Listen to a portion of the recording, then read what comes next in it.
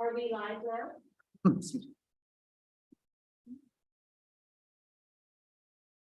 If I can just get a yes, I will begin. We are live now. Thank you. Okay, great. Good morning, everyone. I'm the Executive Director of the Public Design Commission, and welcome. If you're joining us via Zoom and would like to testify, please sign up through the Google form link and also linked on the meeting agenda. I will now hand it over to Phil. Good morning. My name is Phil Ahrens, Acting President of the Public Design Commission. Today's meeting is being held in person at City Hall. Members of the public can attend and give testimony either in person or remotely. Please note that Commissioner Tisch is participating remotely. We are now commencing the public meeting with the consent agenda, items number 28301 to 28318. Are there any recusals to note? No, let the record show there are no other recusals. I'll now call for the vote. Commissioners, when I call your name, please state your vote for the consent agenda. Kenseth? Approve all. Lori? Approve all. Karen? Approve all. Deborah?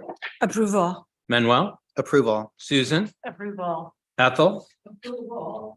Meryl Tisch voting remotely? Approval. Mary? Approve all. I also vote to approve all. Let the record show unanimously all in favor. The consent agenda is approved. We will now continue with the public hearing with item number 28287.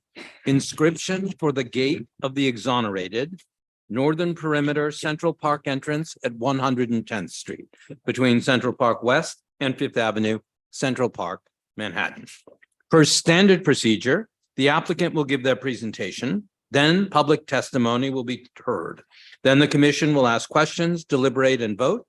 We will hear in-person testimony first, followed by testimony from remote participants. We can now proceed with the presentation.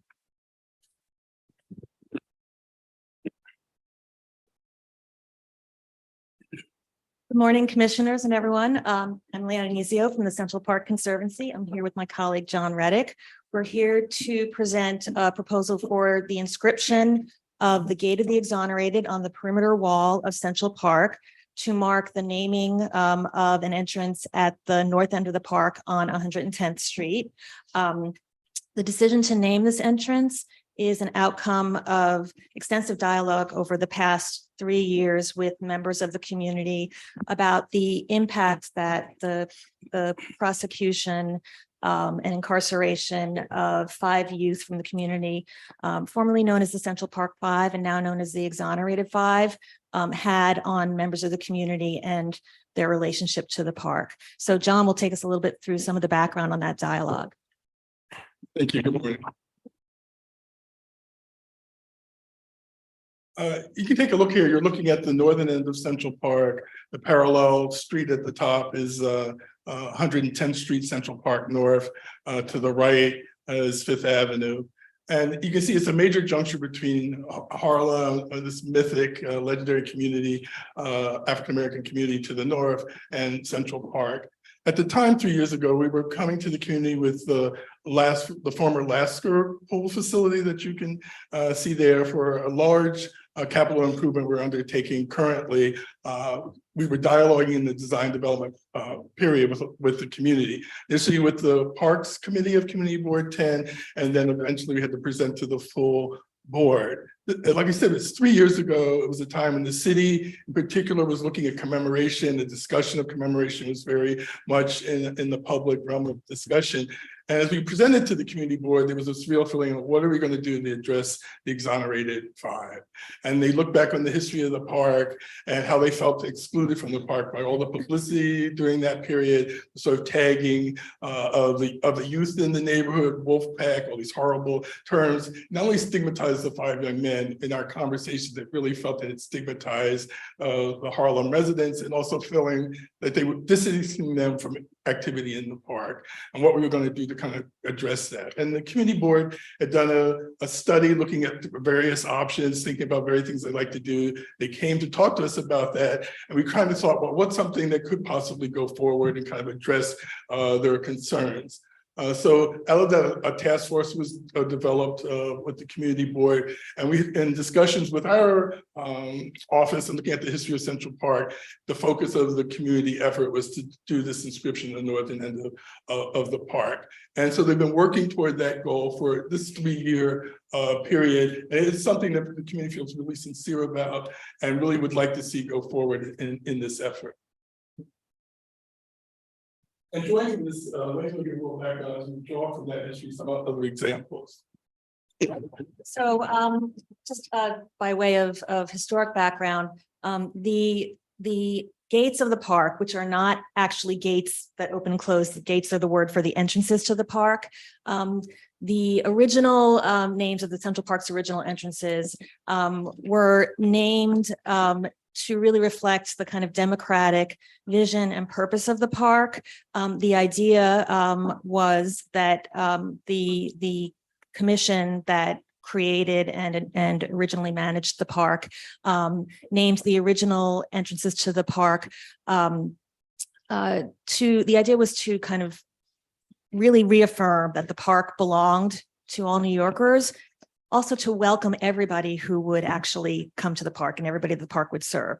So in the discussion of how should the entrances of the park be named, the decision was made not to name the entrances for any individuals, any specific people, to name the entrances to the park for populations and communities that the park was meant to serve. And so as they described it, to be representative of the whole people and to extend to each citizen a respectful welcome. And you can see, if you look closely, the original entrances and the names of the entrances. They were not, I will note, originally marked or inscribed in any way. There was discussion in the 19th century of potential marking or inscription or some form of marking of the entrances. They weren't actually ever marked until beginning in the middle of the 20th century. So during the Robert Moses era, also in the early years of the Conservancy era, a few of the entrances were marked in connection with restoration or renovation projects in the park. The remaining entrances, which is the majority of entrances, were inscribed on the perimeter wall as a project of the Parks Department and the Conservancy in 2000. And so just to show you some of the existing entrances, the entrances of the south end of the park were named for the working people of the city. The idea that was the commissioners described was that the majority of the city, the population, was downtown at the time, kind of in this area, and that most people who lived in New York approaching the park would be approaching from the south end. So they saw Central Park South, 59th Street, as kind of a principal entranceway for people coming up from downtown. And they named the 4 entrances at the south end of the park to reflect all of the working people of the city. So there's 4 names, and they actually were meant to be sort of very broadly interpreted. Artisans Gate they described as being for everybody who worked with their hands. Anybody, so manual laborers, anybody who worked with their hands was represented by Artisans Gate. Merchants Gate, anybody whose occupation had anything to do with trade or commerce. So whether it was a shopkeeper or the carter who transported goods, Merchants Gate was meant to reflect that group. Scholars Gate was the learned professions, teachers and writers, but also doctors, lawyers. Artist Gate, artists in the broadest sense of the meaning. So sculptors, painters, musicians. And then as you went up the park, the rest of the entrances were named for, first of all, other occupations and industries outside of the city that the city relied on. So Farmers Gate, Miners Gate, and other pursuits, Mariners Gate. We had Inventors Gate, Pioneers Gate. And they talked about the domestic circle, is how they described it at the time. So there's the Women's Gate and the Children's Gate. There was a Boys Gate and a Girls Gate. There's a Strangers Gate, which was just meant to extend a welcome to anybody who was from elsewhere, from other places. So kind of for tourists and visitors from other places and from foreign lands. Gate of All Saints was the gate that was meant to honor and welcome people who were benevolent and community minded and committed to public service. So we think of, civic leaders, community leaders. And this is really just about making sure that the park was really kind of seen as being inclusive, and that the entrances should be named to welcome all people.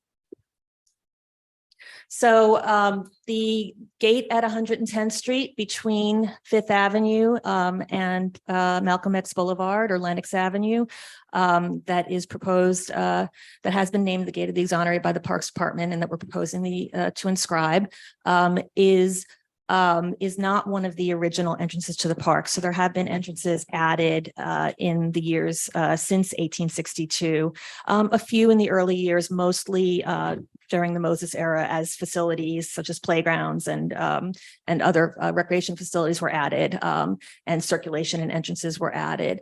It's a significant entrance in that it is adjacent to the neighborhood and the community in which the five young boys lived and are from. It also is significant, I think, in terms of the relationship to the Harlem community, in that we have one of our playgrounds, a very popular playground, and the Dana Discovery Center, which is a nature center with kind of family-oriented programming. So it's significant as a threshold for young people into the park from the community. This is the entrance.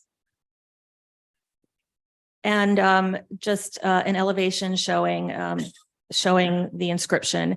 The inscription will be inscribed in the top course of the sandstone of the perimeter wall adjacent to the entrance. It's consistent with all of the other entrances that have been inscribed in the perimeter wall. And so this is kind of the extent of the physical intervention. I will note that the Parks Department has a program of a historic sign program that kind of explains the history behind historic sites or names of parks or features within parks. And there will be a Parks Department historical sign that explains the background behind the naming of this entrance. There will be a QR code on that sign that will lead to a Conservancy website landing page that will connect to some of the other community groups and partner organizations as resources and information for education and awareness. And the Conservancy is also planning and working on an exhibit in the Dana Center, so right there near the entrance, about the history of the named gates of the park. In anticipation of the dedication of the entrance, the community and partner organizations are planning a number of events and programs and educational programming in connection with this. John, do you want to say a little bit about that? Yes, just briefly. We're working with the Schomburg and other organizations to support information and resourcing and local, based websites and places. So when they go look for exoneration, when this happens, that word will be high in the register locally. And so people will be referencing actual resources in the community. And then this card has really become like the gateway to Harlem. So we have Duke Ellington on the Fifth Avenue Circle. We have Frederick Douglass on the other side. And so the community really gravitated to this as being a component of that interaction between the park and the Harlem community. Thank you. Thank you. Saroshi, has anyone signed up to testify? Yes, there is public testimony both in person and remotely. We will hear in-person public testimony first. If you have printed testimony for the commissioners, please give them to Carolina.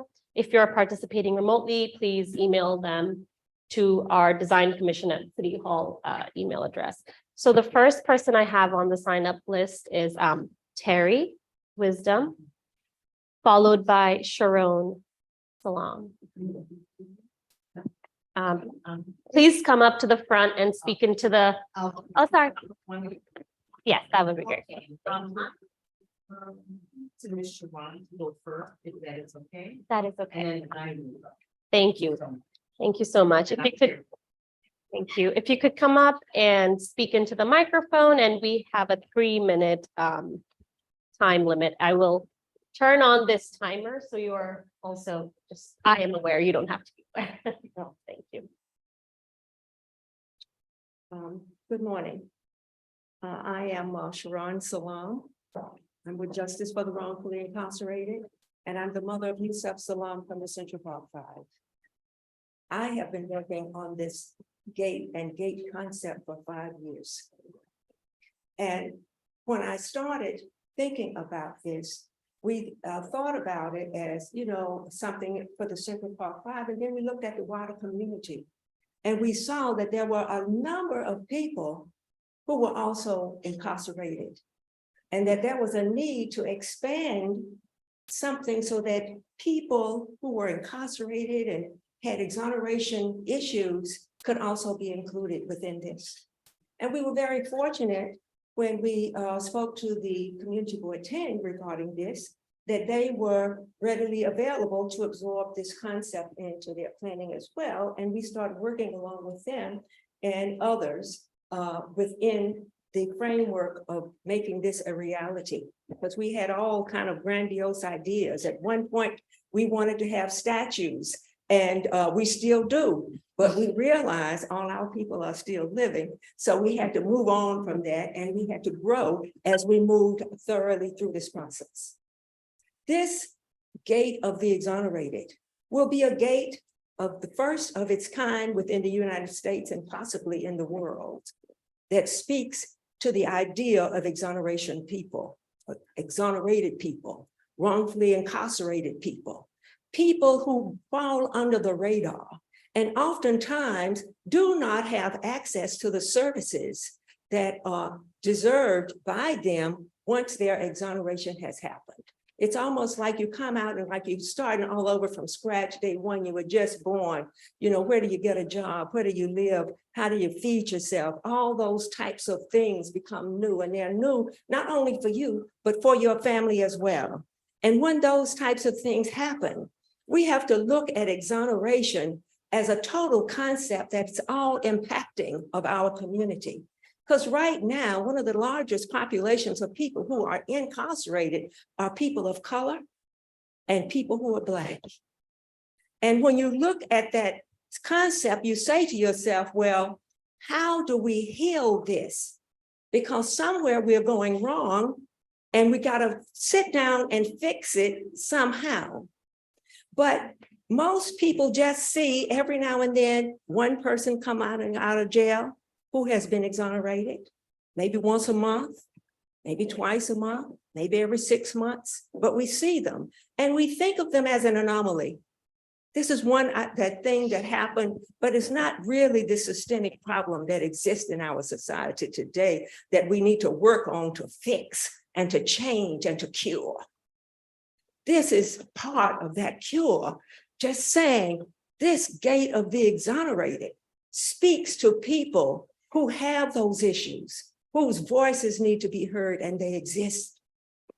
And when they exist, people begin to see them in a different light.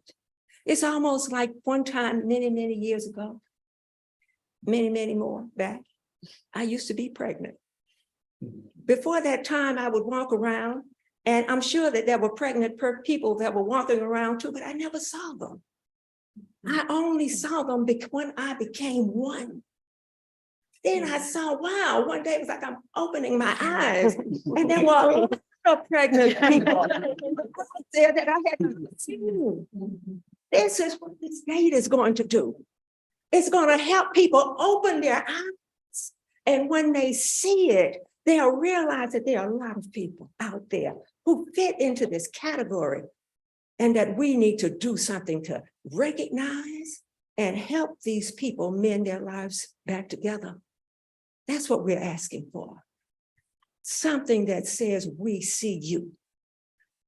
And it's important that now that we see you, we try to correct and make people at least think about what has happened to you and others who fall in that category. I know my time must be done. Thank you. Thank you. Thank you.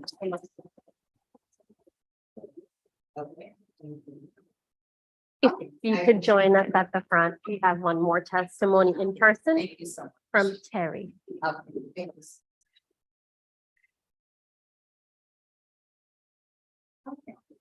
Thank you.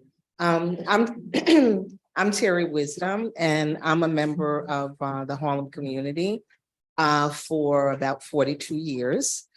And I also am a former member of Community Board 10 recently for 2 years.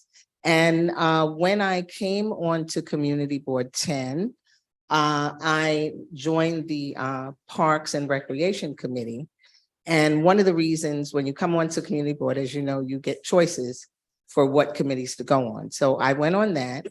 And the motivation was that I wanted to work on the exonerated gate of the exoneration. You know, I gravitated towards that. And we know that we're all connected in many ways. My children went to Central Park East Secondary School. And that's prior to there really being charter schools. It was an alternative school with an amazing educating director, Deborah Myers. And in that school, or in that school complex, 2 of the exonerated 5 attended that school. So this resonated a lot because my children went to that school. They went into that park, though I lived up on 157th and Riverside Drive. So I just thought it was very important. And I'm along with what was said that a majority of the people who are incarcerated here in America are mostly Black and brown people. And there are more people incarcerated in America than anywhere in the world. So when you speak about exonerated, you are speaking about a lot of Black and brown people. And I also concur that we don't really understand about the exoneration. You know, when people come out, though they were exonerated, they still are dealing with what it is to have been incarcerated and coming back out. And now there's internet and everything else, and you know, they don't fit. What was is no longer. And even a situation where you know, Brittany Griner was just released. Even in coming home, they're saying that, you know, she's going to need counseling and workshops and, you know, all kinds of things. And she's a high public figure. So think about those that are not.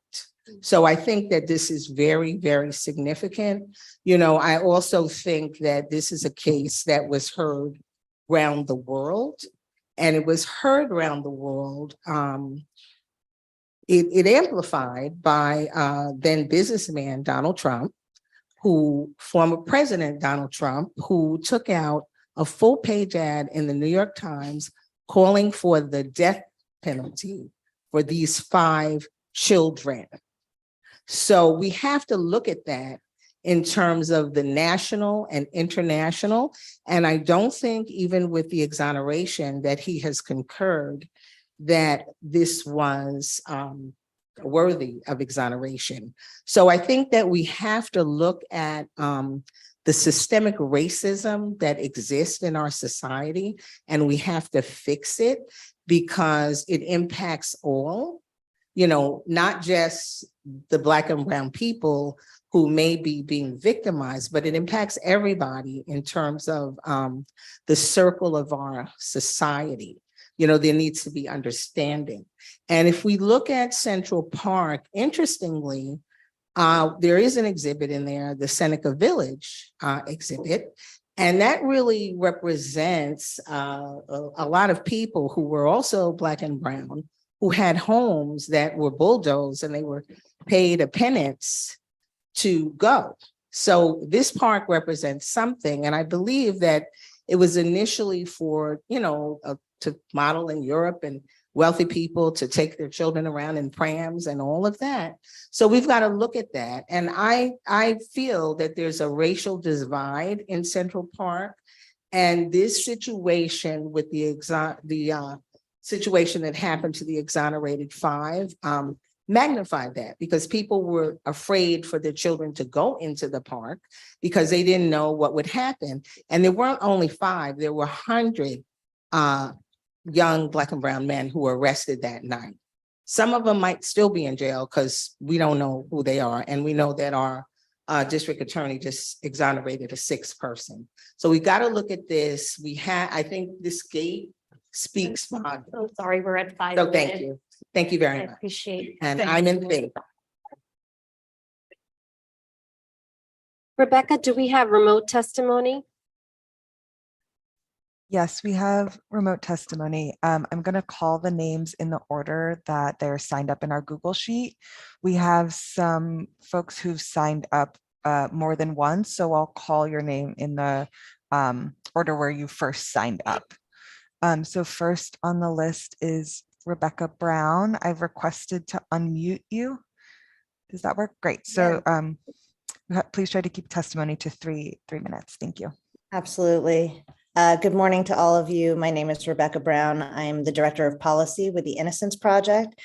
And I'm I'm testifying today in strong support of the gate. We are really just thrilled that this is taking place. And I also wanted to just add that I too am a lifelong New Yorker, and just how meaningful this is for many of us who grew up in New York. I came of age during this case. Is seminal case. And obviously, I think having a marker in the park will just make a huge difference. So I'll keep my remarks very brief, but I just did want to say that, since its US introduction, DNA testing has proven the innocence of 375 people, but we're now aware of more than 3,000 people who have been wrongfully convicted across the country. 319 of those people are here in New York State, whose innocence has already been revealed. So this is really a gate that honors them, their loved ones, the community.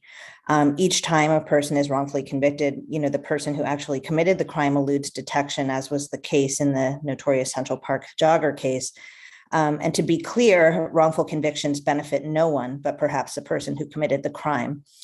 For each of the 319 New Yorkers, some no longer with us, they faced unimaginable just strife, and just it was a unique horror. And to return to their community, struggling every day to kind of reintegrate and to create kind of restore their lives as best they can. So there is an obvious debt owed by each state to the men and women it has wrongfully convicted, and financial compensation is only a small part of the equation. Many exonerated people speak frequently about the need for an apology and a recognition by the state that took their liberty in error to assist in their healing. And a public marker of these manifest injustices certainly places the city of New York as a leader in publicly acknowledging the unique horror of wrongful conviction and the strength of the men and women who endure it. And this is not just the men and women who endure it, it is also their loved ones, their family. You heard earlier from Ms. Salam. It's unimaginable. As the Spanish American philosopher George Santayana put it, those who cannot remember the past are condemned to repeat it. Indeed, the scourge of wrongful conviction is not a phenomenon of the past, but a problem that requires extensive reform. And the gate will really serve as a reminder to all of us of the work that still needs to be done to prevent wrongful conviction. So the Innocence Project is in strong support of this proposal, and really stand ready to be as supportive as possible. Thank you. Thank you. Next on the list, we have Cicely Harris. I've requested that you can unmute. Please accept, and you have 3 minutes. Thank you. Good morning. My name is Cicely Harris. I'm the chairperson of Manhattan Community Board 10. Thank you for allowing me to testify in favor of the Central Park gate naming for the gate of the exonerated. When Central Park Conservancy came to a Manhattan Community Board 10 General Board meeting to discuss renovations to the north end of the park, specifically the Harlem Mirror, one board member, Chanel Washington, thought it was an excellent opportunity to highlight social justice and the exonerated five. From that suggestion, a committee was formed as part of CB10's Parks and Recreation Committee under Committee Chair Karen Ori. We partnered with community organizations like Justice for the Wrongfully Incarcerated and government agencies like New York City Parks and Central Park Conservancy. We also spoke to many constituents, religious leaders, and elected officials. Community Board 10 unanimously passed a resolution to support a permanent exhibit in the park. We then presented our idea to former Borough President Gail Brewer, who immediately saw the importance of this initiative and encouraged us not only to present to the community boards that surrounded the park, but to fashion a borough board-wide resolution. Over the next couple months, we went to all 12 community boards and presented our plan to tell the story of social justice and the need to have something permanent in the park. In 2021, the Borough Board passed a unanimous borough-wide resolution to support an exhibit that tells the story of the Exonerated Five and the overall fight for social justice. From there, a small group of dedicated individuals brought the project to the place you see it today. This project is representative of a community, namely the Harlem community, but also a larger scale community, the borough of Manhattan, coming together to realize a sole initiative to bring light to social justice. A gate is an opening, an entrance, a way to welcome people into an environment, into an atmosphere. And as Lane stated, the park has many gates with different stories that speak and acknowledge the commitment of this city to the betterment of its citizens. Like Lane said, it has the Gate of All Saints, girls, boys, children, artisans, arts, scholars, strangers, just to name a few. And now it has the Gate of the Exonerated. This gate tells a Harlem story, but it also echoes the story of so many Black, brown, and economically disadvantaged people throughout history and across the world. It is only fitting that the most iconic park in the world tell this critical story to the world. Thank you so much. Thank you. Thank you very much. Next signed up on the list, we have Dr. Yusuf Salam. I don't see your name here in the participant list. If you're here under a different name, please turn on your camera or raise your hand, or else I'll go on to the next person signed up. Again, Dr. Yusuf Salam. Okay, thank you. Next on the list, we have Karen Hori. I see Karen H. I've requested you to unmute. Please accept the unmute. Thank you. You have 3 minutes. Good morning, everyone. I'd like to thank the commission for allowing me this opportunity to testify.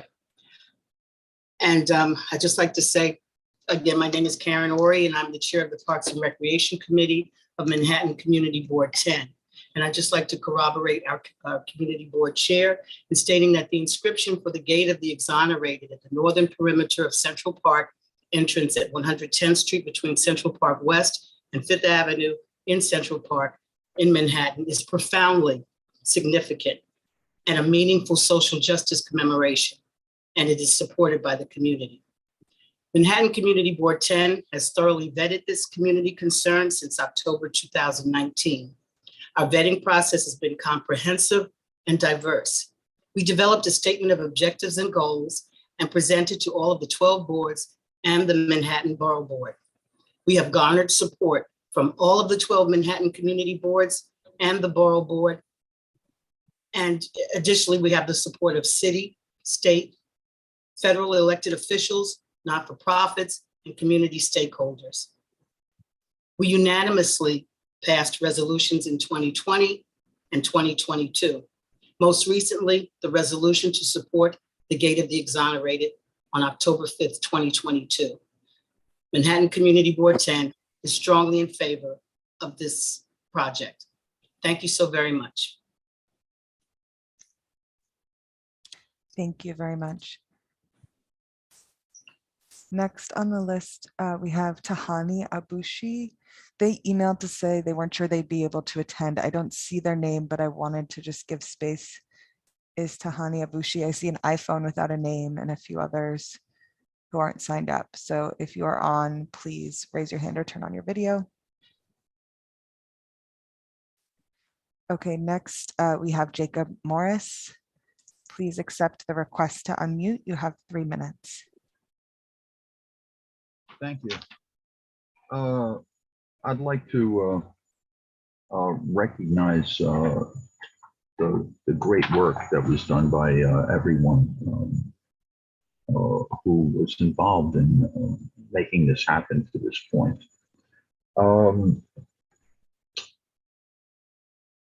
I'm going to actually, should it be named the Gateway of the Exonerated, or should it be named the Gateway of the Wrongfully Convicted? This is what I would like to present. When it comes to honoring and illuminating an issue like this, which is very profound for our society, it deals straight with an imperfect system of justice that steamrolls people. So this is what I wrote. When it comes to engraving words in stone, there are only 3 major reasons: to honor, to educate, and to illuminate whatever it is that the municipality wants to enlighten our society about. In this particular case, the exonerated 5 themselves understand probably better than anyone else what a miracle it was that they got exonerated. If the actual perpetrator of the rape had not come up to one of the members of the 5 in the prison yard and told them that he was the rapist, which was then validated by DNA, the miracle would not have happened. They would not have been exonerated. They were smashed by our criminal justice system, a steamroller, then in its rush to judgment, crushed their lives. I feel they would be the first to say that this labeling of this gate is not just about them. And the people that have spoken here today, every single one of those people have emphasized that exact point, that this is not just about them. This is about all the wrongfully convicted, and so many left behind, such a great percentage left behind. I strongly feel that the community board in its resolution, which was an excellent resolution, and the exonerated 5 themselves feel that it's really about the wrongfully convicted and about innocence, actual innocence, being crushed by a system that is still not a real system of justice. If it was, this wouldn't have happened. If you look at the other gates at Central Park, they are all named after very substantial categories and segments of our society. Exoneration is a tiny subset of wrongful convictions here in our United States. If we want to do this one right, then this gate should be named after the larger issue that we want to illuminate and motivate our society to move towards a more perfect system of justice. I challenge the commission. Sorry to interrupt. If you could please wrap up. I'll move this as fast as I can. Thank you. I challenge the commissioners listening to this today to table this item for 1 month. Consider again the permanence of this decision and ask the exonerated 5 and the other major players in this field of wrongful conviction, as well as the incredibly low percentage of exonerations in contrast to wrongful convictions, what do they really think and how they really feel about what it is that the issue is that we really need to illuminate. Does this issue of wrongful convictions and exonerations deserve to be illuminated? Absolutely. But when you engrave words in stone that lasts for so many generations and consider its profound influence in our society. We must do our best to get it right. Remember, the controversy over only honoring Stanton and Anthony without Sojourner Truth with the Women's Suffrage Memorial. I'm sorry. Thank you Deeper so much for your consideration can only testimony. enhance the credibility of the commission and all of you as individual commissioners. Thank you. Thank you very much. So Thank we're you almost very at 5 much. minutes. My apologies. No problem. Thank you. Next, we have Joanne Santana, who I do not see on the line. Joanne Santana, please raise your hand or turn on your video if you're on the line. Next, we have Lucia Devers, whom I also do not see. If you're logged in under another name, please turn on your video or use the raise your hand feature. Okay, next we have Todd Fine. Please accept the request to unmute. You have 3 minutes.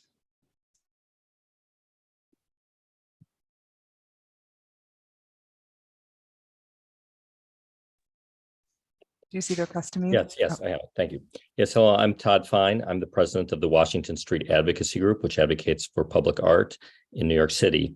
And I'd like to start by saying that I think it was very clear from testimony that this is not actually what the community wanted, despite the protestations of the Community Board 10, because the Central Park Conservancy said that they would only do things that could possibly go forward. And Community Board 10 was explicit that there were much more substantial ideas for artwork that would commemorate an event in the park, but they were told that they could not because statues cannot honor living people.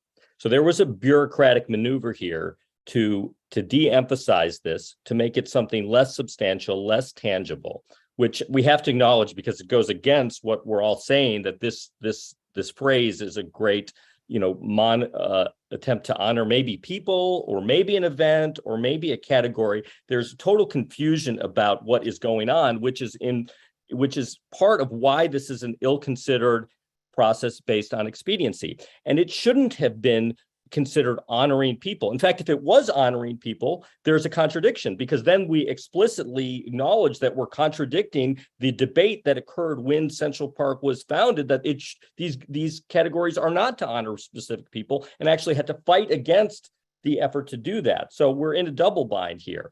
And what should have taken place, as we see with so many other public art monuments throughout the city, was a real attempt to bring the community together, to find what people wanted and to make it feasible. And I think in this case, what you needed was something within the park that would educate people about what occurred, about the history, about the different people involved, and that would contribute to the aims that were discussed. That might have been something physical, but I think it needs to be something tangible in the park. So what was really happening here is that the city bureaucracy didn't want, or maybe didn't have the resources, which is to do a monument. But I think actually a monument is justified based on the fact that the speaker said this is an event now, especially not to elevate Trump, but he became part of this, and that's part of the history of historic importance, that people are going to want to understand what happened and how the society dealt with it. And that deserves a more thorough and community-based treatment within the park. And it's wrong to say that any statute prevents that. We have many monuments that relate to events, like a Civil War monument, for instance. There might have been soldiers who were still alive, but the monument was authorized because it dealt with an event, and we would still treat that today. Now, if you go through the categories of all the other gates, they do deal with people who've either contributed something or considered a component of the society. And none of these don't. Scholars contribute work, artists art, artisans objects, merchants have are the commerce, hunters food, mariners commerce, the gates of the All Saint, religious That's morality. 3 minutes. Sorry to boys, interrupt. If you could please wrap okay, up. I will. Farmers food, pioneers, girls, our people, constituents. Anyway, all of these categories, there is no victim within, there's no class of victim that's recognized. There's no there's no political statement at all for the most part. So it's a violation of a principle that's existed for 170 years. There's never been another one added. And it's being done to avoid dealing with this issue properly. And I think that's what I'm reading between the lines has happened today. Thank you. Thank you very much. Next, we have Stephanie Palmer. Stephanie, I know you mentioned you were having trouble with the Zoom link. I'm not sure if that's you in the number ending in 4394. If so, please use the raise your hand feature if you're able. If not, I'll come back to the phone number after we go through the other names on the list that I see present. Next, we have Matthew Washington. Please accept the request to unmute and turn on your video if able. Good morning. My name is Matthew Washington, and thank you to the Commission for allowing me to speak today. I have the pleasure of serving as a previous Manhattan Borough President, Deputy Borough President under Manhattan Borough President Gail Brewer, and I'm speaking this morning in favor of Gate of the Exonerated. As someone who grew up in Spanish Harlem with 3 brothers and a sister, Central Park was a place that we used to go to, but my mother certainly had a concern about what might happen or what could come of our activity, just trying to enjoy utilization of the park, much of it having to do with what happened to the then Central Park 5, now known as the Exonerated 5. You know, the naming of this gate is important, and, you know, as it welcomes, the gates of Central Park welcome people into the park. This is an opportunity to welcome people into the park, and in many cases, welcome young people back to the park who felt a lot of concern for their own safety about being in Central Park, and many times didn't feel Central Park was for them. But this is an opportunity to right that wrong and an opportunity to let those know who were wrongfully incarcerated, now the Exonerated 5, know that this is a space for them, and this is a space where they are desired and wanted. And it also tells that there's a story of people who are still facing wrongful incarceration and wrongful prosecution. And so this is something that is celebratory. These are people who the gates of Central Park represent, and this group of people certainly deserves it, and we deserve to keep pushing for that because of the contributions they all make to the city and could have made if not wrongfully detained. This is it's been a long effort and one that many have participated in, and one that I think is truly exciting and worthy of celebration. Being able to name a gate after over a century, and the design, the stonework is certainly in line with that of what's happening in the park. And so I encourage the Commission to support this unanimously. And thank you all for the opportunity to speak this morning. Thank you very much. Next, we have Stephanie Palmer. Thank you for confirming you're the 4394 number. I just requested for you to unmute. Please accept, and you have 3 minutes.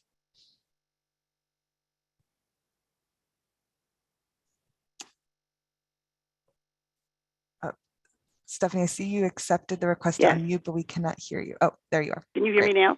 Yes, thank you. You have 3 minutes. Thank you so very much. My name is Stephanie Palmer, and I'm a member of Community Board 10. But more importantly, I live at 110th and Frederick Douglass Circle. I moved to this community a year before the incident that happened in Central Park.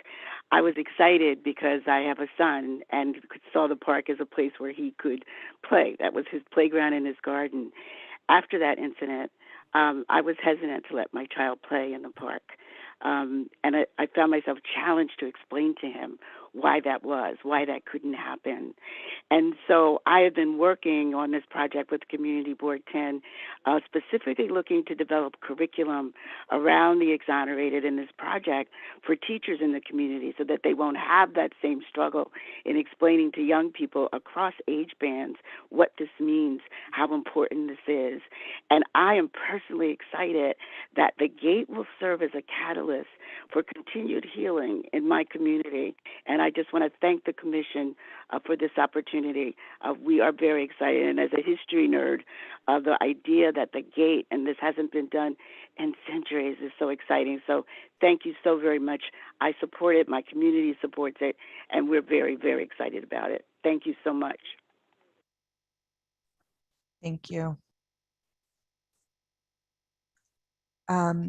Next, I just wanted to call again Dr. Yusuf Salam.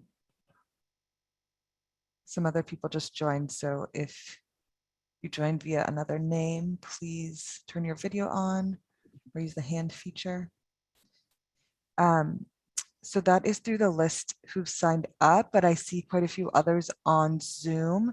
If I haven't called your name and you would like to testify, please either turn on your camera and physically wave or use the raise your hand feature, and we can hear your testimony.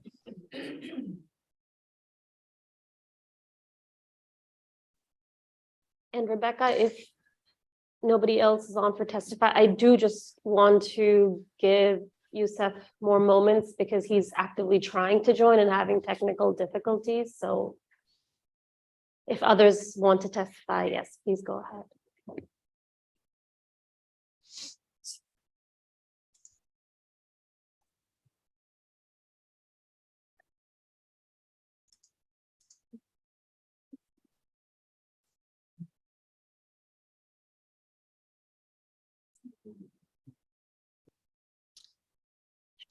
I don't see anyone else. Yeah, we're calling him and he's having, I don't know why he's not getting the link. You want to call? Yeah, but you just call him and put him on speaker. Okay. Better than nothing. We will just call him and put him on speaker just so we can definitely hear his testimony. I'm sorry, it's not allowed.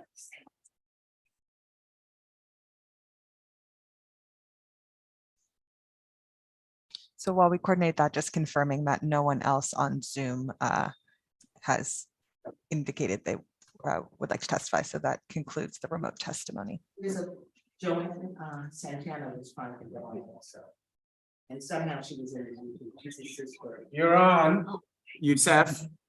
Yes. You're on, you speaking as loudly as you can. Sure. Thank you.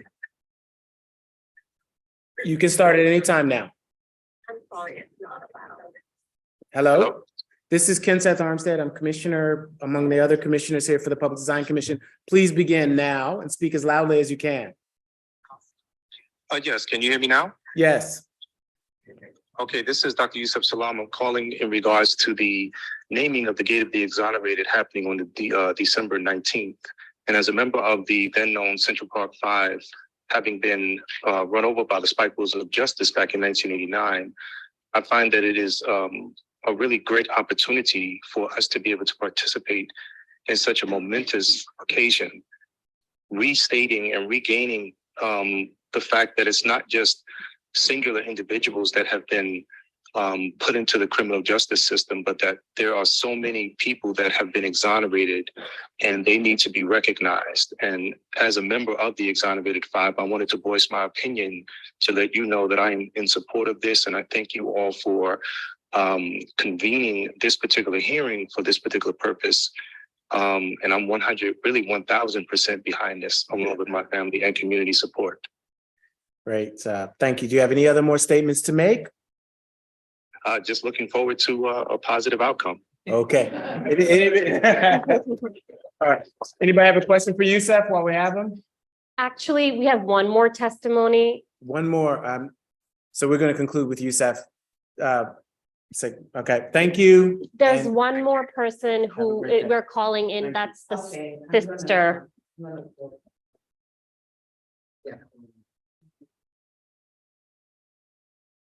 That did come on clearly on YouTube, so we're good. Thank you. Right in the mic, right in the mic. We could just give us a minute, thanks. We just want to make sure we hear all the testimony without technical difficulties. Yes, Reverend Joanne. They can, you can call and then they can, here, so I'm gonna, put you over to one of the commissioners, okay? I'm putting you on speaker. Okay, that's great.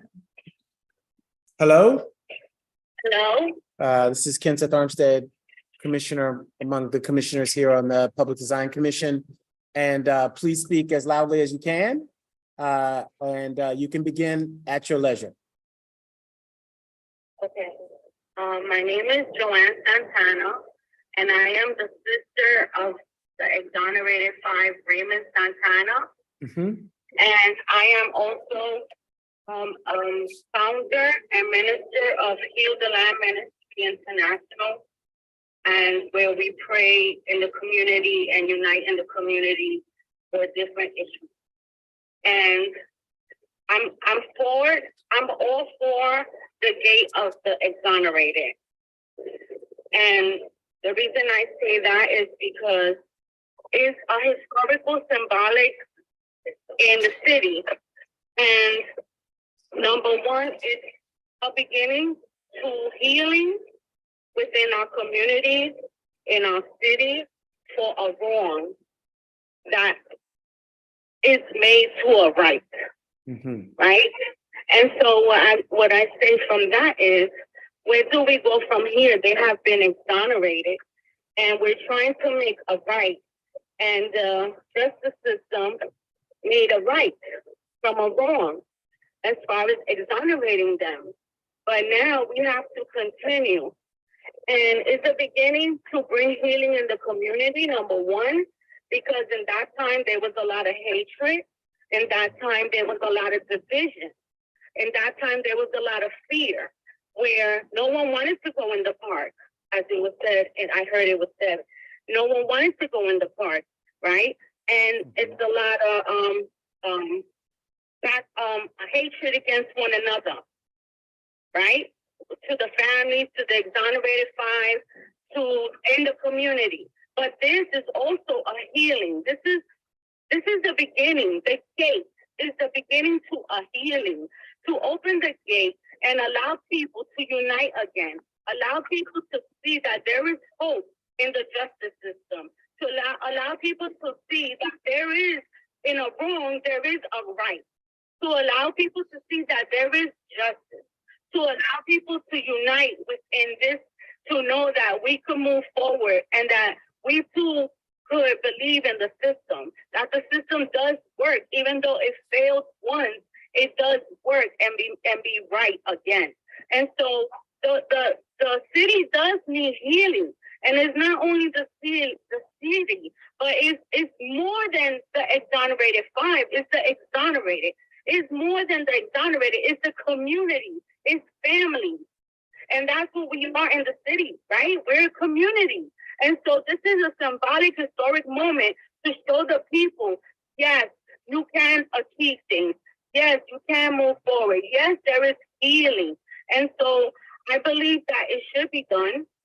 I believe that there is a lot of monuments and historical things, but this is something that happened in the city. There was an article that said that the city was in a miscarriage. But no, we don't declare miscarriage. We declare life over our city. We declare that. We declare that in a park where children could play. We declare where families could unite in a safety environment. We declare that. And so, yes, I believe that we should have it. I believe this is a beginning to unite the community, to show the community unity and unite the community in one accord. And yes, that they don't have to be afraid to bring their children to the park again. Thank you so much. Thank you. Thank you. Thank you for your testimony. And then, sorry, we just had another person join on Zoom, so I just want to make sure they also do not want to testify. Salma, oh, looks like their connection was just lost. Salman Khan, if you joined and are streaming on YouTube and would like to rejoin and testify, please rejoin.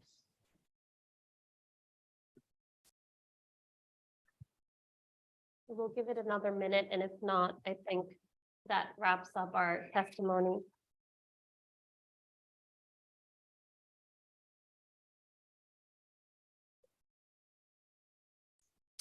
Yeah, I don't see anyone trying to rejoin in the waiting room. So if you're streaming and having trouble joining, you can always email testimony after as well. Thank you. Thank you. Before I ask for questions or comments from the commissioners, I'd like to say in my 10 years, this is the most heartfelt and compelling testimony in support of an item I think I've heard in those 10 years. And I thank everyone who took the time to do the work necessary to bring it here and for your testimony. Any questions or anything? First off, I want to say thank you so much for your words. I'm going to try to speak without getting emotional. All right. I want to say that this marker is an exceptional project that I am very proud of our city for considering.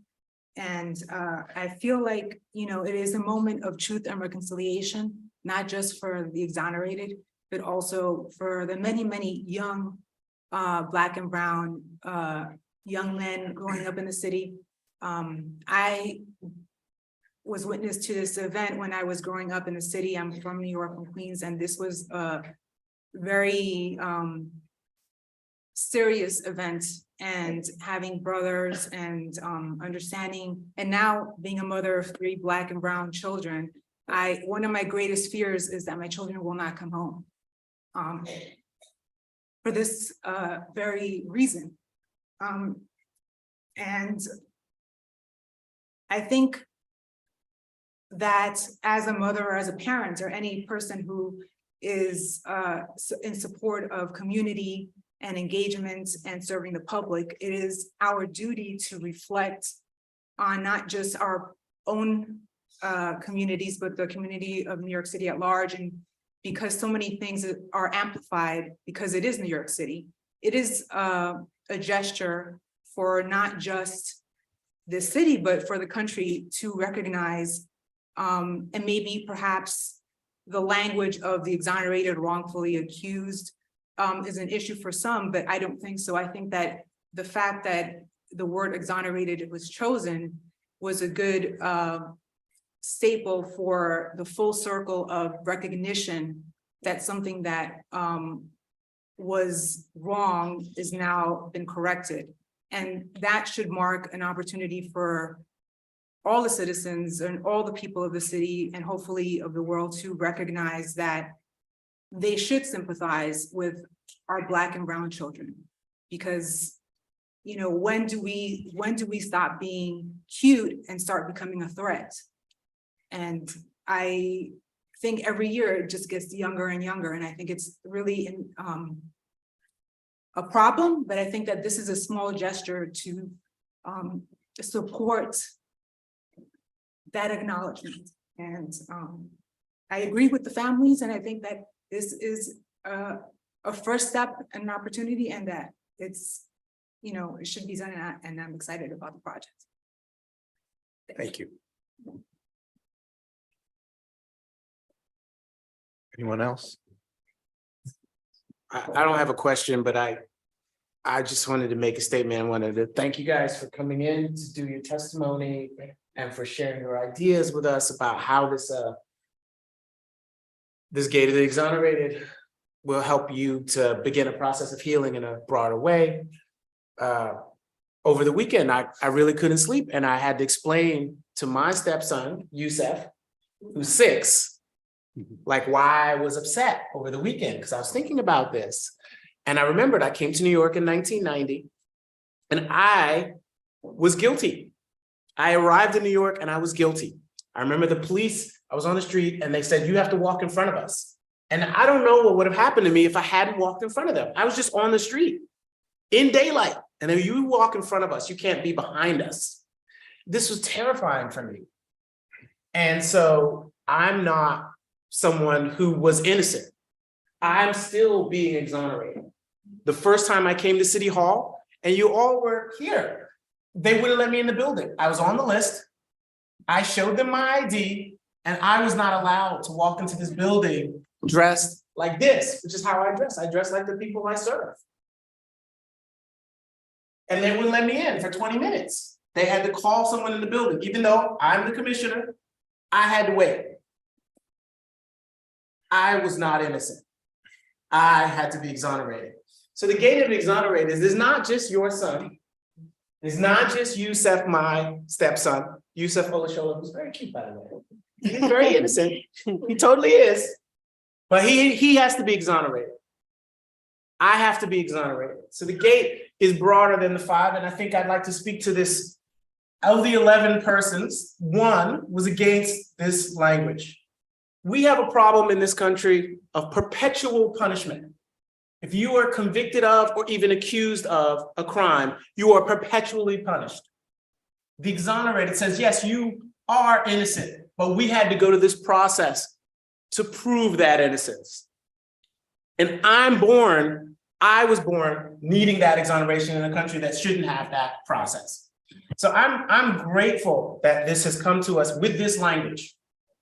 I'm grateful because if it was the gate of the innocent, it could be any people. We're all born innocent, but the exonerated have to have another process to prove that innocence, and that's me. I had to have someone who works in this building called for 20 minutes so that I could get into my own job as commissioner. That's exoneration. And I shouldn't have to go through it. And the gated exonerated speaks to me personally. Though, objectively, I think that this is a good. And I think that the language is not perfect, but it is more perfect than the other language that we could use. And it is the best we are going to get. And I do not think that it is in any way, to speak specifically to Todd Fine, who has presented testimony to us so many times. Thank you, Todd. That I don't think that this was a rush. I think this was actually well thought out. I think that this is not perfect, but a great thing in language and meaning. And even if one person disagrees with it, I'd like to respect the humanity of the one person who disagrees with it, though and in many cases, the people who are against this don't respect my basic humanity. But I want to extend that to Todd Fine and anyone else who's against the gate of exonerated, that I respect your right to disagree, but I think that this is as good as we're going to get. Thank you. Is there anyone else who'd like, thank you, Kenseth. Was there anyone else who'd like to speak? I'll say something. So I just want to say that I appreciate, all the testimony. I feel honored to be part of this commission and to be able to hear everyone's testimony. This sign type, I do graphic design, so this sign type you would call an honorific. And so I think it's fitting that's in the style and, treatment of all of the other signs. And honorific is meant as a sign of respect. So I think for the city to kind of make this, permanent sign of respect to the exonerated, I think is, I totally support that. Thank you.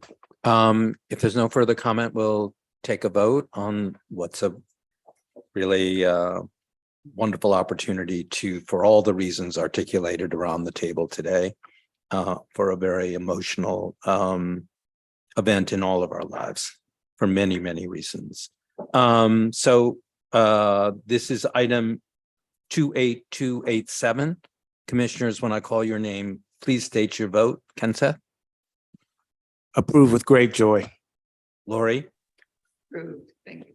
Karen? Approved. Deborah? Approve, and I want to thank you for the work you did to get us to this moment. I know it was hard. Thank you. Approve. Manuel? Approve. Ethel? Approve with respect, gratitude, and joy. Meryl? Approve. Mary? Approve. And I also vote in the affirmative with great thanks. Let the record show the vote is unanimously in favor. The project is approved, and again, with our thanks for all of your efforts. We greatly appreciate it.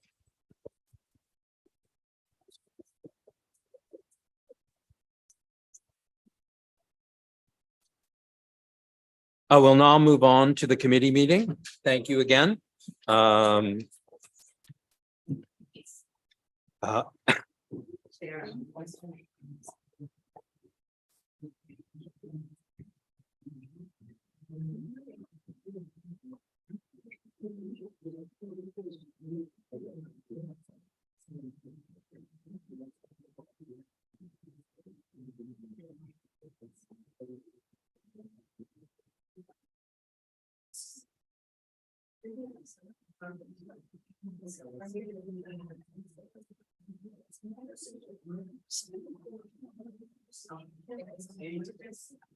What's that? Yeah.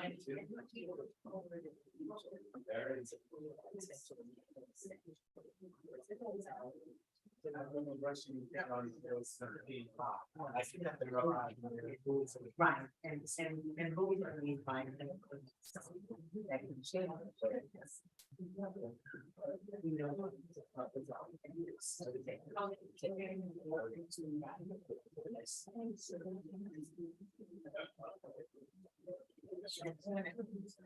Thank you, everyone. Thank you. We appreciate it. Thank you. Well, to next steps, statues for life. Yes.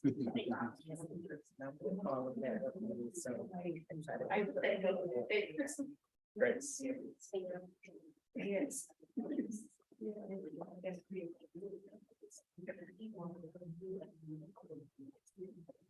Have a good day.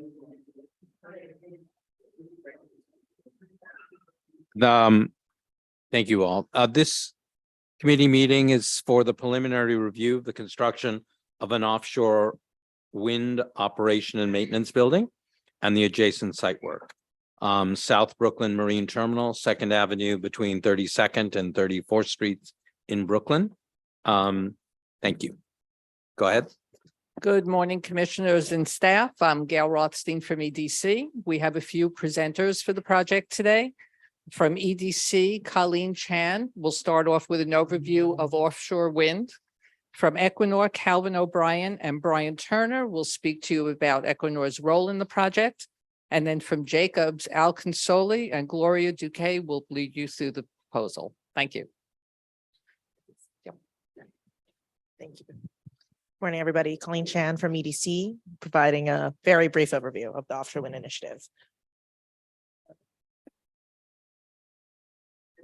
How to advance. Okay, thank you. All right, so in 2021, New York City released our offshore wind vision plan. It announced a $191 million investment over the next 15 years. Among several goals, sorry, there we go. Yeah, among several goals, the investment is envisioned to position New York City as a hub for the offshore wind industry and ensure it is led with equity. So the one important goal to note is we're trying to ensure that 40% of the benefits go to underserved populations, including women, minorities, and environmental justice communities.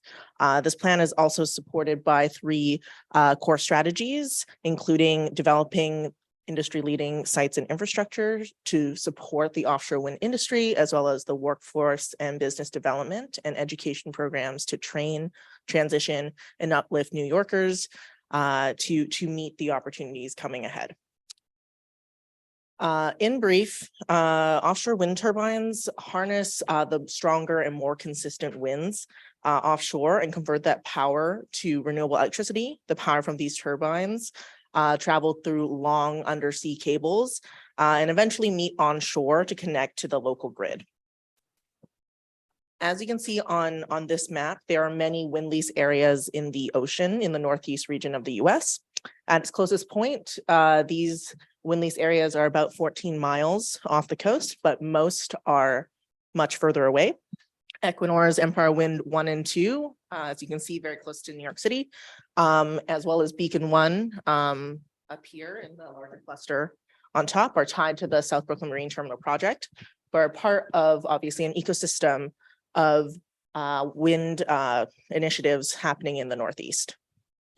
Important to note is that Empire Wind 1 and Empire Wind 2 have already secured power purchase agreements through the New York State's power procurement process. South Brooklyn Marine Terminal is therefore one of the core assets the city has onshore as part of our offshore wind initiative in order to establish the industry in New York City. It's a 66-acre maritime facility managed by EDC on behalf of the city. The construction for South Brooklyn Marine Terminal is expected to start in 2024. It will host staging and assembly of parts for Empire Wind 1 and Empire Wind 2, as well as Beacon 1. And it will also contain an onshore substation, and as well as an operations and maintenance base, which is the focus of today's presentation. We also wanted to highlight that today's presentation will mention the onshore substation. However, as part of a major transmission project, all transmission facilities have to fall under the New York State's Article 7 process. So comments from PDC as well as other interested stakeholders should defer to the state's kind of consensus building process in order to provide feedback for the substation specifically. Substation is here. The rest of the project is what we'll be here listening to today. This is South Brooklyn Marine Terminal today. And this is potentially what staging and assembly may look like on site. And also what the operations and maintenance base may look like. This is an example from an Equinor facility in the UK, and I'll pass it off.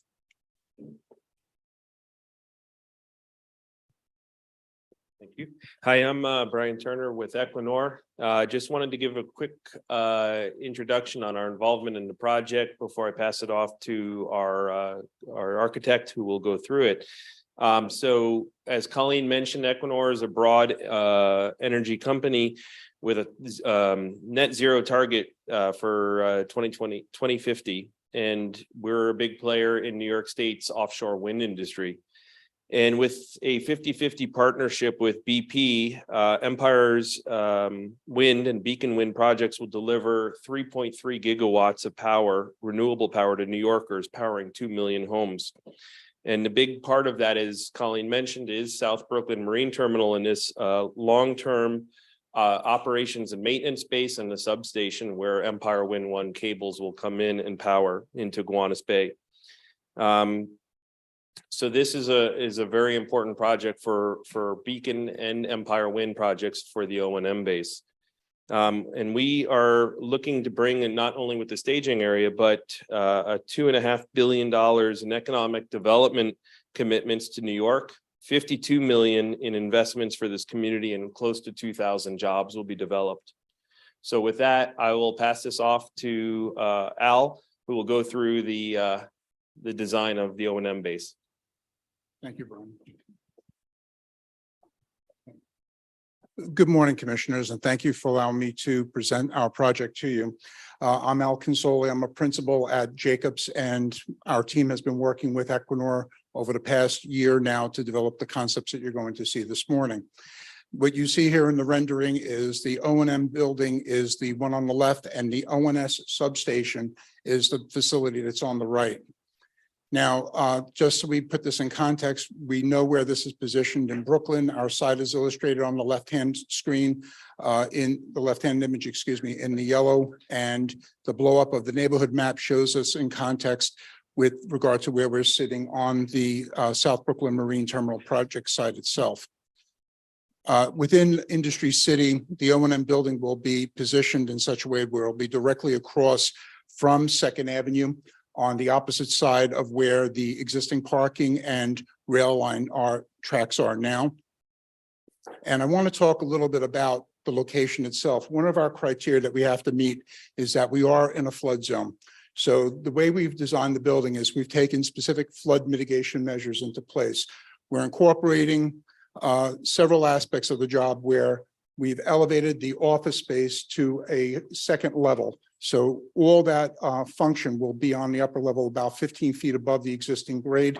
In addition, we've elevated the warehouse floor up about 18 inches off of the existing grade. We're going to be utilizing flood-proof barrier doors around the entire campus. Now, this is different than what you might have seen in the past where it's a two-type of door system. This is a single door, which will actually be the finished look, so it won't include a gate or another flood device that will be in front of it. By utilizing this type of system, we'll be able to provide the necessary flood protection in this zone. These are some of the photographs of some of the existing conditions that you may have seen in our package. So I'm going to move quickly through this. And this is the overview of the existing conditions here now on the site.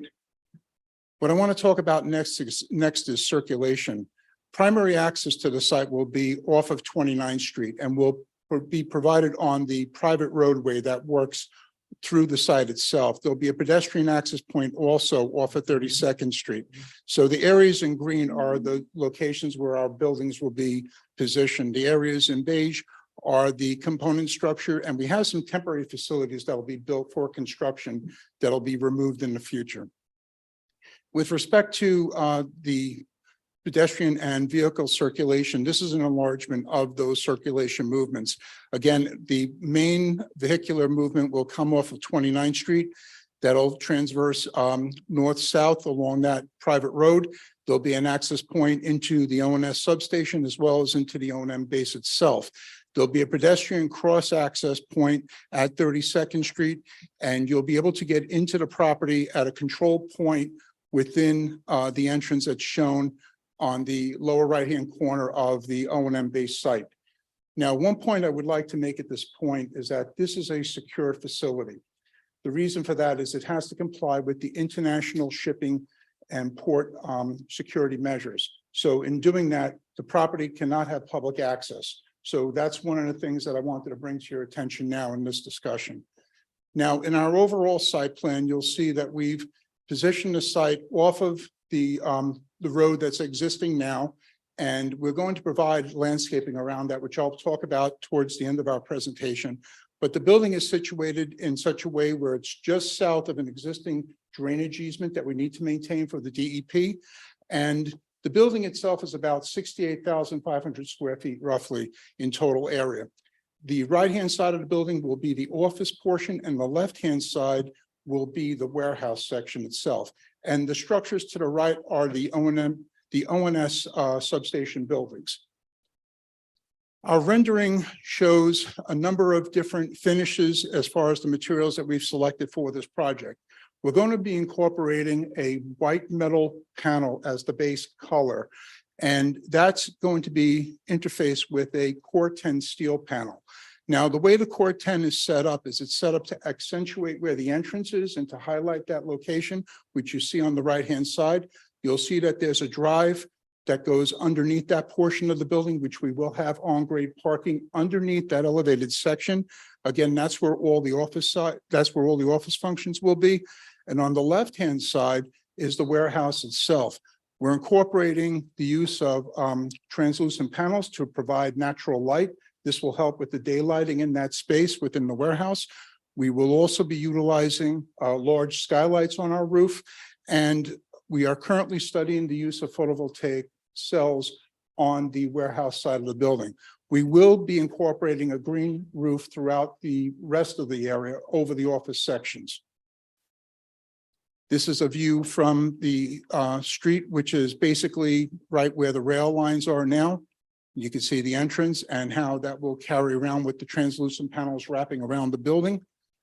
And on this elevation, you'll see a portion of the north elevation as well as the entrance itself. Now, we did recognize that we received a recent comment that I want to address at this time, in which there was concern about the use of Core 10 with the building and how that might impact the overall look of this facility. If you'll notice, the building placement, I should say the design placement of the Core 10 on the building facade is such that the white panels are above the Core 10. So in other words, the Core 10 acts as the base. So you will not have interaction in that manner between the two materials. The other thing is the type of system we're utilizing here is a dry joint system. So the materials will actually have a gap in between each of the panel systems. So they'll clip into the same frame. Essentially what this is a rain screen that attaches to a grid system that is then anchored to a insulated metal panel. So that's the composite of the wall itself. So this allows us the ability then to incorporate perforated panels as well within the Core 10 product, as well as within the white product to kind of help us in that respect. And that's going to help us overall with our design, because we were also concerned with bird migration and also reducing glare with the windows. The use of perforated panels will help in that respect. So this is the first floor of the building. You have entrance points located at the volume at this location here in the lower left-hand side of the on the east side of the building towards the front. That'll be the main entrance in which the majority of the people going to the office space will enter into. There will also be just to the west of that, another entrance into the warehouse itself, which the crew that works in a warehouse facility will be able to go in and out of. You'll notice that there is a walkway coming off the building on the west side. That's a secured walkway. That's designed purposefully to allow for people who have been cleared through their briefings to be able to then go out to the wharf before they go onto the ships and go offshore. So that's where the crews will be coming on and off through that portion of the building. This is our lighting concept. We're right now looking at adding two lights to the two light masts to the entire site. Now, there are 5 existing masts that we're purposely reusing, and we're going to be putting on new LED type of lighting on each one of those masts. And we're adding 2 new masts at these 2 positions at P5 and P23. This is our roof plan. Again, we're utilizing a green roof in every area that's shown as green. The large skylights are shown, which are sloped. We did that to allow for maximum coverage in those spaces so that we can get as much daylight into that location as possible. That's where our main open office locations are. And then the photovoltaics will be on the left-hand side above the warehouse. That concept, like I said, is currently under development, and we're looking at whether to use a single sloped type of skylight or a dual slope skylight. So that's dual slope photovoltaic cell, my apologies, or a single slope photovoltaic cell. That's currently under evaluation, and we're going through that at this moment. These are our 2-dimensional elevations of the front along the east elevation and along the west elevation. You could see that we kept the look somewhat consistent. Again, the idea is to provide an anchor point to basically accentuate where the entrance is going to be. So that's how we design that front. The use of the Corten steel is also very specific. It helps us in maintaining the industrial feel of the overall site, as well as it ties back to Industry City and the use of Corten steel that's been utilized there. This is our north elevation, and we utilized that kind of rhythm in the windows twofold. First, we wanted to break up the facade because of it being so long and it would be visible from the street. So we wanted to add some playfulness to the rhythm of the windows and so forth. And also it would allow us the ability to incorporate the perforated screens where we wanted them. So we thought it would be beneficial from that standpoint. If you look on the elevation towards the east side, we've incorporated a lot of the perforated panels there to help with the screening. These are sections of our building. And these are materials that we're utilizing. And I believe we did also drop off physical samples, and hopefully you've had an opportunity to look at those, and I can answer any questions that may come up during the questions and answer point on that. So again, the white metal panel is the main field. The Corten is the accent panel. The perforated metal panels are available in both the white metal and the Corten steel. The incorporation of aluminum windows and the cowl wall will be around the entire building. We will have an anti-climb fence again to work with the international shipping port and security protocol. And before I wrap up, I would like to touch up on landscaping here. We incorporated a green roof, which accommodates for both wind and the building structure and the overall roof design itself. The green roof will incorporate the photovoltaics and a diverse assemblage of ornamental grasses, perennials, and self-seeding annuals that complement the ground structure, the ground plate material. Plant material placement and structure will be complementary to the PV siting and performance, and plant diversity and irrigation will better foster establishment and management success of the green roof system.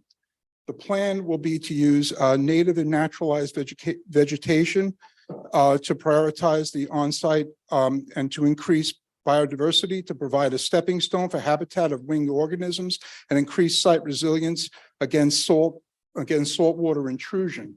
The green roof and the on-grade vegetation will be complementary to each other and built as species assemblage on site, as well as to consider other habitat stepping stones of the green roof in areas for better habitat connectivity. And with that, I'd like to thank you for this opportunity to allow to present this project, and we're ready to take your questions at this point.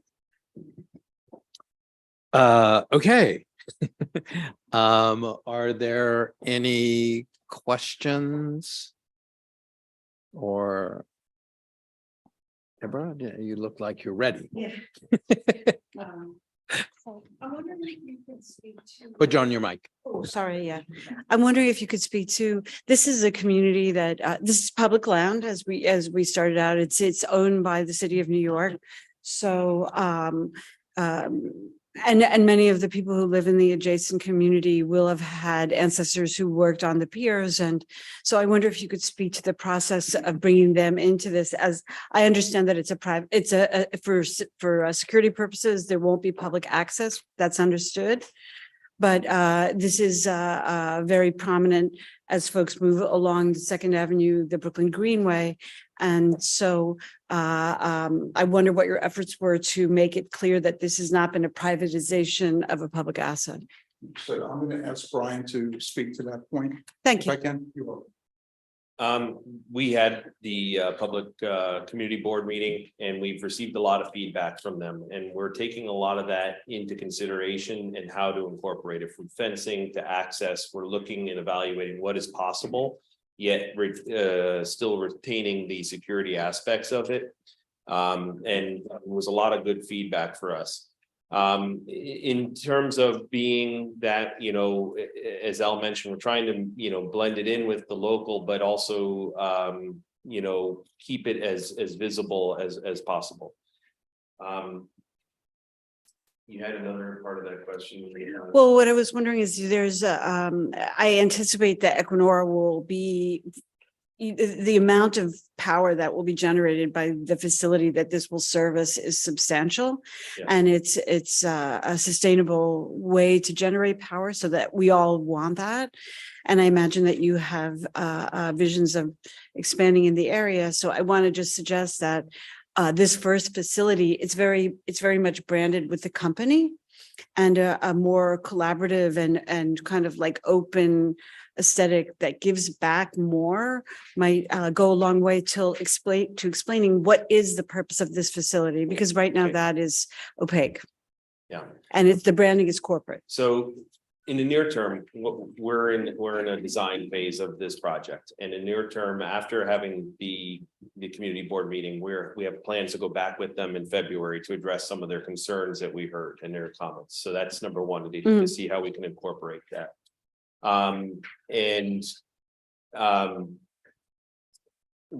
We're hoping that we're going to have a lot of other aspects from an ecosystem fund that was announced, but we're also going to have a learning center that's going to be nearby, that's going to have an open opportunity. It's going to be a minimum 10 years where they can come in, learn about offshore wind, learn about what's going on, and we're evaluating, along with that public access comments that we've received, how we can incorporate that along with the learning center to engage the public on this, because this is a benefit to the community. This is something we're going to be around for a long time for the O&M base and the onshore substation powered into the grid and part of Sunset Park.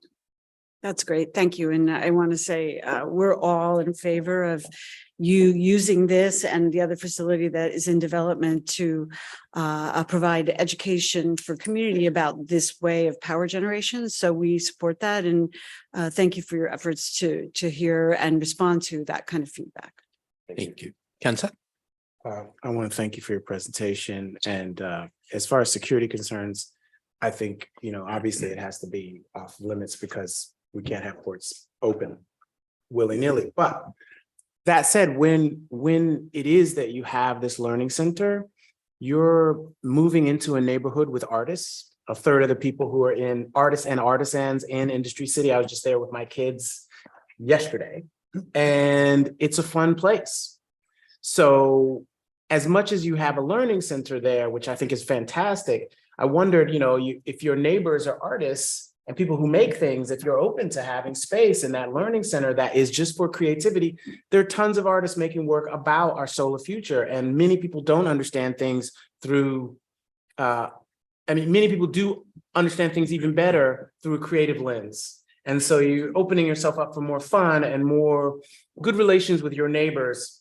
And I would also say, as a design aesthetic, if you're saying you want to put fun into the facade, decorating with the windows that have the look of the interior of the Death Star, not as fun as you think. And that's your demographic. Those are your neighbors. They're like, wow, doesn't that remind you of the Death Star? It does. It does. So you should think about that. And it's just a light comment. But the first thing, much more serious comment, be a good neighbor.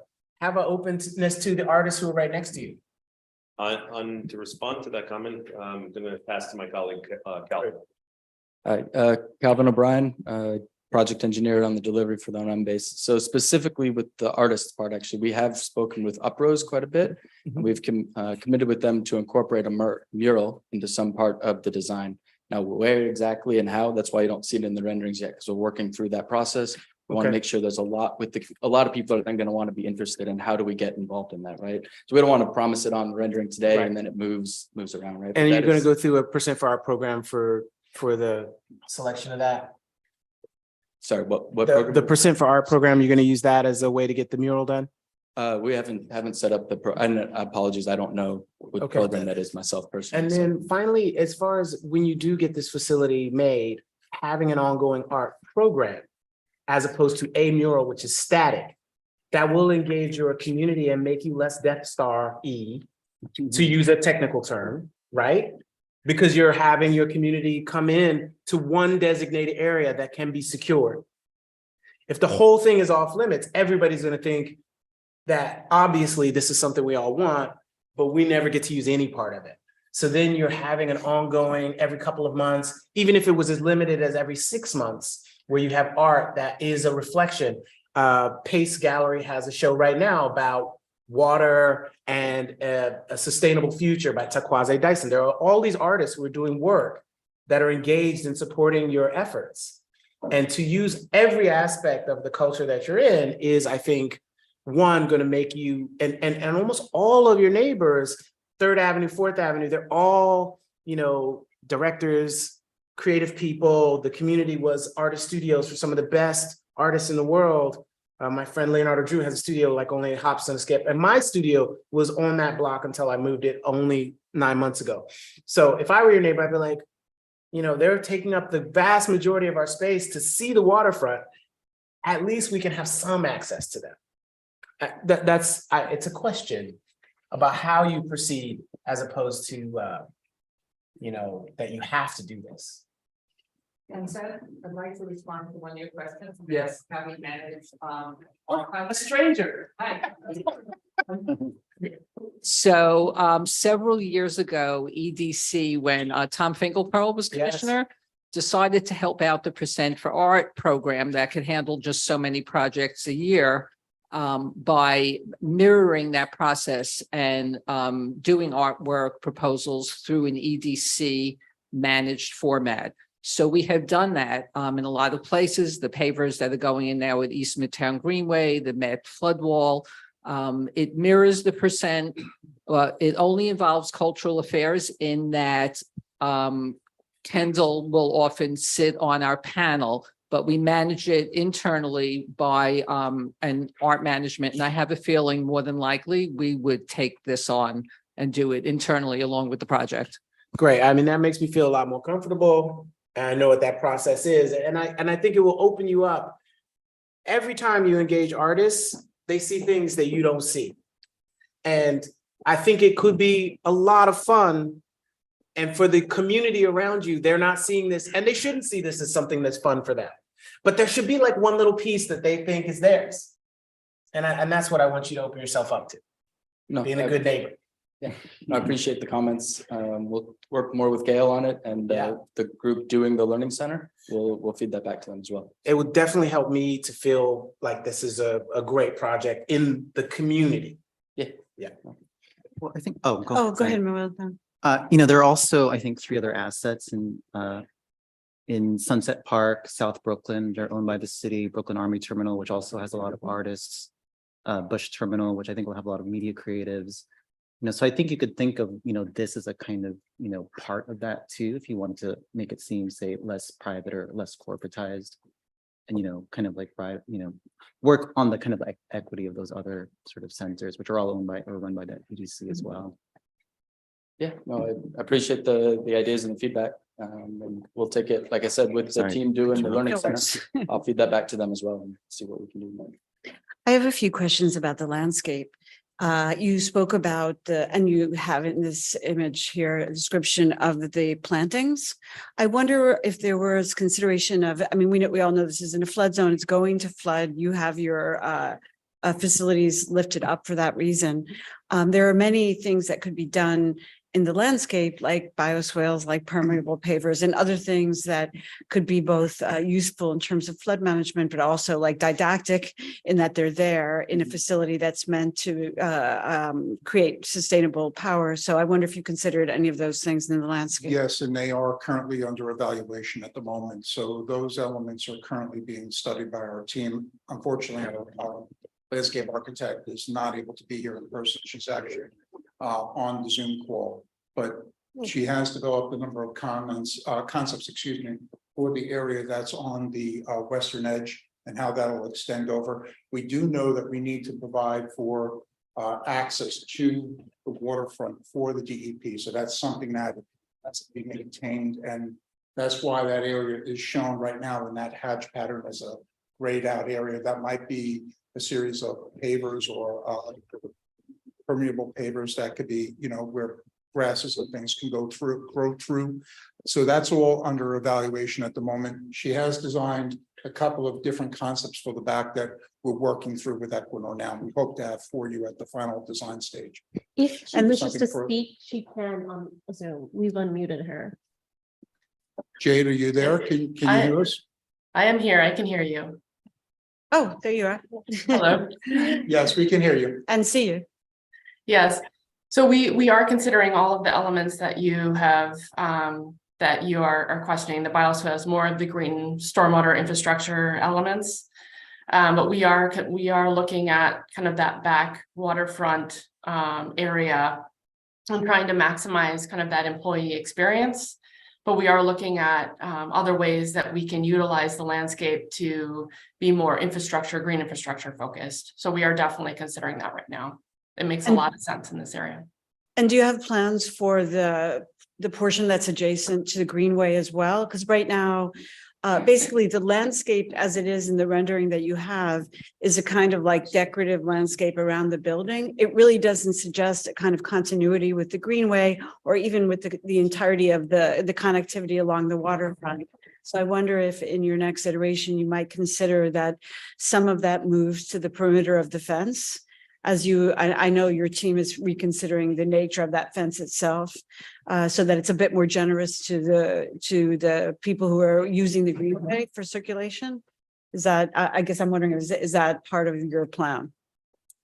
We are certainly looking at it right now for sure. And I think it's a matter of looking at the existing context of the area, looking at the site, because the plant material that we are considering is going to be more nature and naturalized, no turf in front of the building, certainly. Okay. And are you thinking about the circulation patterns, both pedestrian and vehicular, to be able to move some of that away from the kind of the building edge and more to the publicly visible area? And if you could talk through the circulation, both pedestrian and vehicular, that would be helpful. Yeah, so I think there was a the map that showed the pedestrian and vehicular circulation, but because this is a secure area, we're looking at that. There's a strong security element to this.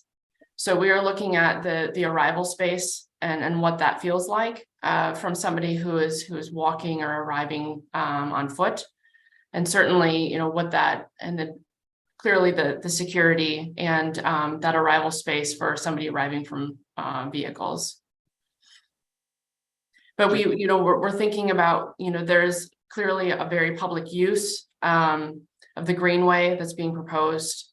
But then also, trying to be mindful and balancing the secure aspects of this, certainly. So we are looking at all of this. Just to also point out, one of the things is there is an active rail lines in there between Yes. the O&M building and Second Avenue parking area. Mhm. So it's not, when we talk about bringing green up to the fence, we have to stay back from the rail lines, which come right up to the fence area. So there's, but we did receive the comment about from your organization about the fence line. Mhm. And we're looking into that on it. Right now, there's a bunch of different all along the parking area, privacy fences, open fences. There's a building there used or recently used called the Tower Building, and you can see it from certain angles and not from others. And we're looking at how do we make it a better looking facility overall, right? We're not just the O&M building, but when we talk about pedestrian access and such, we do have to watch out for those. They're used by the Sims Municipal Recycling. It is an active rail line, and our lease for this area has setbacks of what we can and can't do I see. with this. And in terms of pedestrian access, as Al mentioned, the majority will come from 29th Street. There is a limited gate that will allow some pedestrians to cross that active rail line coming into the facility. It'll be card access to come in, but of course, safety in the rail lines is critical and important for everyone. Agree. That also is a hurdle that we need to work through when we receive the comment about public access to the port. We want to limit, obviously, people walking through the across the rail lines, but we're looking into that. Okay, thank you. I have one other follow-up question just to be clear, from what I could see, this doesn't impact any of the public parking and none of the existing Industry City parking lots. So you're not diminishing any of the percentage of that at all? None. Okay, cool. Yeah, we're providing all the parking necessary for the operations on site and not touching anything that's existing. So in your schematic, one of the other ones, it said that there was hazardous waste storage.